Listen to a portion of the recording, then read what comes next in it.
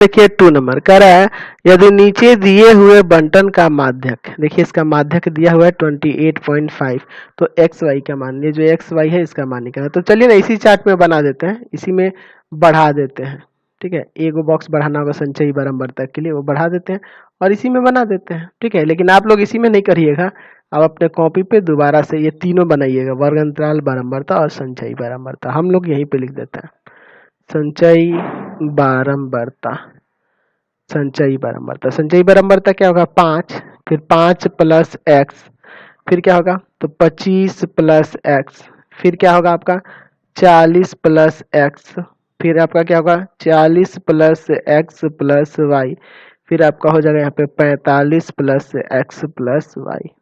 ठीक है, देखिए यहाँ पे बारंबारता टोटल जोड़ के 60 दिया है, लेकिन हम लोग जोड़े हैं तो आ रहा है 45 plus X plus Y, 45 plus X plus Y, तो इसके बराबर में हो जाएगा ना। चलिए इसको ले जाके उधर घटा देते हैं, तो x प्लस वाई बराबर कितना आ जाएगा, उधर जाकर घटेगा तो 15। इसको समीकरण 1 के रूप में मान लेते हैं। अब जब यहाँ माध्यक की बात कर रहे हैं तो पहले तो आपको माध्यक वर्ग पता होना चाहिए।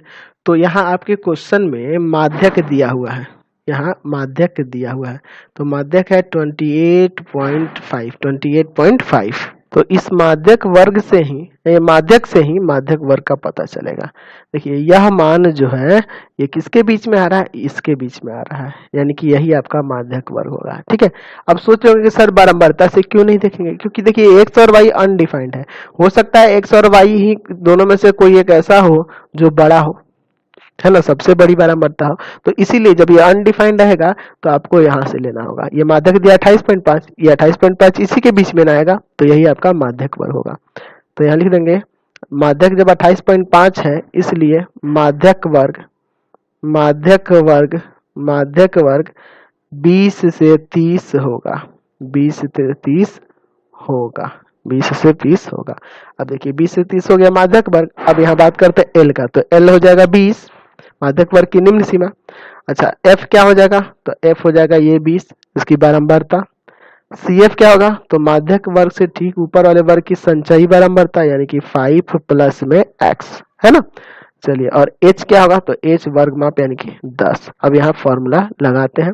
चलिए, तो आपके पास दिया हुआ है माध्यक बराबर, माध्यक बराबर 28.5, हम लोग फॉर्मूला जानते हैं L plus N by 2 minus C F बटा में एफ और गुना में एच, ये न जानते हैं, और बराबर में 28.5 तो ध्यान दीजिए। अच्छा एन का मान क्या होगा, तो एन का मान ये वाला ले लीजिएगा 60, आसान रहेगा, एन का मान 60 लेंगे सीधे, ये आसान रहेगा, इसी मान को लेंगे। ये लेंगे तो थोड़ा बट्टा में लेना पड़ेगा ना, एक्स वाई भी आ जाएगा। ठीक है, इसलिए हम लोग वही वाला लेंगे जो 60 दिया हुआ है। चलिए एल का मान तो 20 प्लस एन बाई 2 यानी कि 60 बट्टा में 2 माइनस सी एफ का मान, तो सी एफ का मान यहाँ 5 प्लस एक्स है, तो यहाँ ब्रैकेट में दीजिएगा 5 प्लस एक्स, क्योंकि देखिए यहाँ साइन बदलेगा, ये चीज ध्यान रखेंगे यहाँ पे। ठीक है, अब कोई कितने स्टूडेंट ये गलती कर देते हैं, यहाँ पे ध्यान से रखेंगे। ठीक है, ये अगर ब्रैकेट नहीं रखिएगा तो गड़बड़ हो जाएगा, क्योंकि देखिए यहाँ साइन बदलना है आगे चल के, है ना। चलिए एफ का मान तो यहाँ 20 है और एच है आपका 10 और बराबर में 28.5, इससे एक जीरो से एक जीरो काट देते हैं।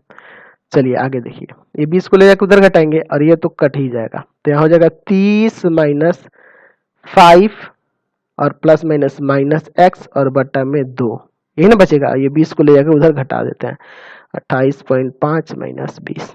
ठीक है, चलिए आगे सॉल्व करते हैं यहाँ पे, तो ये घटेगा तो 25 माइनस एक्स बट्टा में 2 बराबर में 8.5, ये 2 को उधर ले जाकर गुना करते हैं, तो 25 माइनस एक्स बराबर कितना हो जाएगा 17 आ जाएगा, 17 आ जाएगा।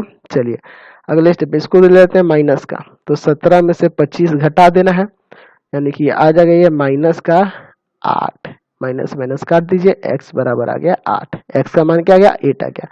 फ्रॉम इक्वेशन फर्स्ट यानी समीकरण 1 से, समीकरण 1 से क्या था आपका समीकरण 1, तो उसमें था x प्लस वाई बराबर में 15, तो x का 8 रख देंगे तो y का नहीं निकल जाएगा, यहाँ से y बराबर कितना आ जाएगा, तो 15 माइनस 8 यानी कि 7, समझ गए। तो x और y आ गया ना आपका। चलते हैं अगले क्वेश्चन पे। अब क्वेश्चन नंबर